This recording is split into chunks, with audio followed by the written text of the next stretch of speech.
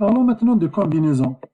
Donc les arrangements et les permutations, le critère le plus important, c'est l'ordre. Donc dans ces notions, l'ordre est important. Lorsqu'on sélectionne un certain nombre parmi un autre nombre et que l'ordre est important, ce sont des arrangements. Ce sont des arrangements de façon générale. Mais lorsque l'ordre n'est pas important, comme par exemple sélectionner les joueurs qui vont faire partie d'une équipe, là l'ordre de sélection n'est pas important, on va dire, puisque on veut juste les éléments de l'équipe, ça n'intéresse pas un poste particulier qu'ils vont occuper dans l'équipe, par exemple.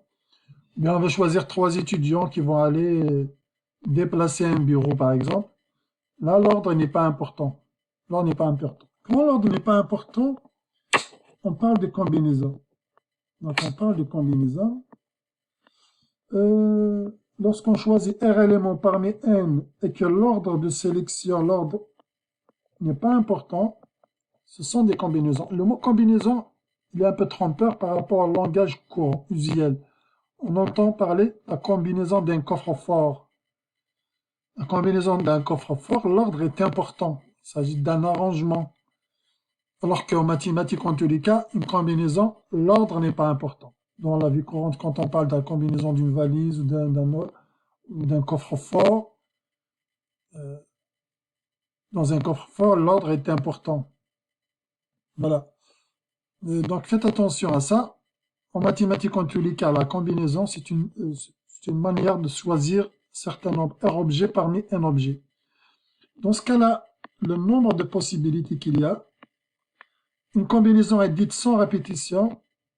Il est interdit d'utiliser, donc de sélectionner un objet plusieurs fois. Dans la combinaison, on sélectionne juste R objet parmi N. Dans ce cas-là, le nombre de cas possibles, il est noté CRN, pour dire combinaison. C'est N factoriel sur N moins R factoriel sur R factoriel. En fait, la première expression, ce sont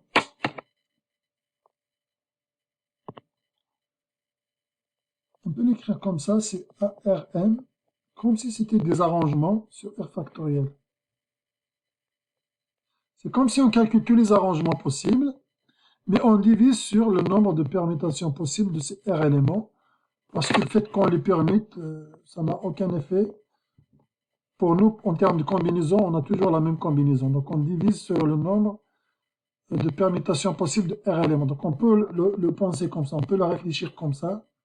On peut penser qu'une combinaison, c'est sur le nombre d'arrangements possibles divisé par le nombre de permutations des R éléments choisis. Mais cette formule aussi est pas mal. On peut juste garder cette formule. Et je crois que les calculatrices peuvent faire ça avec la fonction Cn. Avec la touche. En général, on passe par la deuxième fonction et la touche NCR pour calculer les combinaisons. Donc, vous pouvez le faire avec votre calculatrice si vous voulez éviter cette formule qui peut être très complexe, notamment si n est très grand. Ça peut ne pas vous donner les bonnes valeurs avec votre calculatrice s'il n'est pas calculé de façon efficace. Si cette combinaison n'est pas, parce qu'on a vu le n factoriel peut devenir très très grand. Donc, il y a des moyens efficaces pour calculer ça, pour simplifier. Mais s'il est calculé de façon brute, que n est très grand, vous pouvez avoir des résultats erronés ou proches, pas exacts, mais proches juste des résultats approximatifs, on va dire.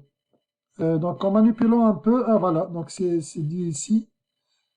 Effectivement, j'ai anticipé un petit peu. Donc, effectivement, ce sont des arrangements sur les permutations R factorielles. Ce sont juste des permutations de R éléments. Voilà, PR égale R factoriel. Voilà. Faisons quelques exemples. Exemple 4.10. Nous voulons piger 3 cartes dans un jeu de 52 cartes. Combien de mains différentes peut-on avoir? Donc, quand on prend les cartes en main, ben, l'ordre dans lequel ils ont été tirés n'a aucune espèce d'importance. Donc, c'est juste les 3 cartes qui nous importent. Voilà ce qui nous importe. Donc, d'abord, le nombre d'arrangements possibles est donné. D'abord, le nombre d'arrangements. En fait, les arrangements, on choisit d'abord si l'ordre était important, on choisit d'abord une carte parmi 52, ensuite une carte parmi 51, et pour ces choix-là, on ajoute une autre carte parmi 50. Ce qui donne un nombre de possibilités égal 132 600. Toutefois, nous nous intéressons aux combinaisons, c'est-à-dire l'ordre n'est pas important dans notre cas, parce que tel qu'on l'a calculé ici, l'ordre était important. On devrait, par exemple ici, si on avait tiré 3-7V ou bien 3V7, il s'agit de deux arrangements distincts, alors que ça forme la même combinaison. Donc, il faudrait qu'on divise sur le nombre de permutations possibles de trois éléments. Le nombre de permutations possibles, c'est 3 factoriels. 3 factoriels, c'est 3 fois 2 fois 1, c'est 6. Et le total, est donc, ça va être 132 600 divisé par 6. Voilà. Maintenant, si on veut utiliser la formule des combinaisons, on peut dire que le choix de ces cartes, c'est un choix de 3 parmi 4, parmi 52. Il s'agit de choisir 3 parmi 52. L'ordre n'est pas important, la répétition n'est pas permise, ce sont donc des combinaisons. Ce sont des combinaisons, c'est C3, C2 qui se calculent. Comme 52 factoriel sur 52 moins 3 factoriel, sur encore 3 factoriel, c'est-à-dire, en fait, si on calcule comme ça avec la calculatrice, 52 factoriel, c'est un gros chiffre. Mais on peut simplifier, si on veut simplifier, 52 fois 50. Si on va, qu'est-ce qu'on a? 52 moins 3, ça va être 49. 49 factoriel. Donc 52 factoriel, on peut l'écrire 52 fois 51 fois 50 fois 49 factoriel.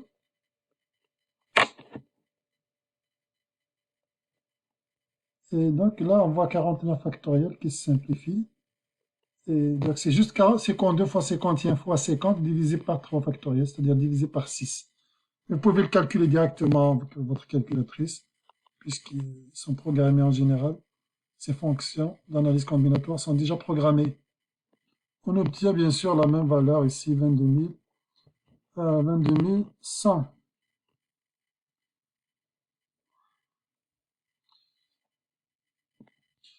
Bien sûr, il y a un lien entre les combinaisons, les arrangements et les permutations. Donc, pour la même combinaison, il y a plusieurs arrangements associés.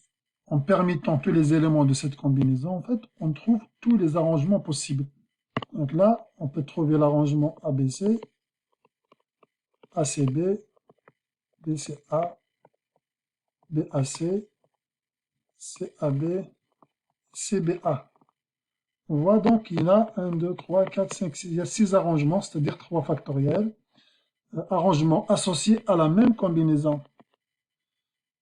Donc les arrangements associés à cette combinaison, il suffit de permuter tous les éléments de cette combinaison, il y a 3 factoriels manières de les permuter, c'est-à-dire il y a 6 arrangements associés à cette combinaison. Il est donc raisonnable de croire que sous certaines conditions, le nombre de combinaisons sera donné par un nombre d'arrangements divisé par un nombre de permutations.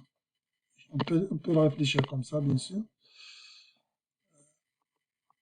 On peut le réfléchir comme ça. Voilà, donc, exemple, combien de combinaisons différentes de 6 nombres existent-ils au Loto Québec, au Loto 649? Donc, au Loto, on tire des boules 6 numéros parmi 49. L'ordre n'est pas important et la répétition n'est pas permise. On ne peut pas tirer le même numéro plusieurs fois. Et l'ordre de tirage n'a aucune espèce d'importance. De toute façon, quand le résultat est donné, on classe juste, par exemple, 1, 8, 11. Mettons, on a juste 3 chiffres, 3 numéros dans ce loto. Le résultat tel qu'il est donné au public, 1, 8, 11.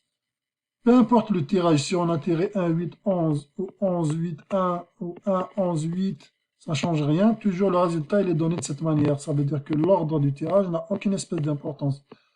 C'est des combinaisons. On peut réfléchir aussi à la personne qui coche une grille. Quand on coche une grille, voilà, on coche des numéros dans une grille de 49 numéros. Il n'y a personne qui va se souvenir de l'ordre dans lequel vous les avez cochés. En tous les cas ici, l'ordre n'est pas important. la répétition n'est pas permise, ce sont des combinaisons. Il s'agit de choisir 6 parmi 49. Ce sont donc des combinaisons. Ce sont des combinaisons sans répétition. En fait, quand on ne précise pas, donc on comprend que ce sont des combinaisons sans répétition.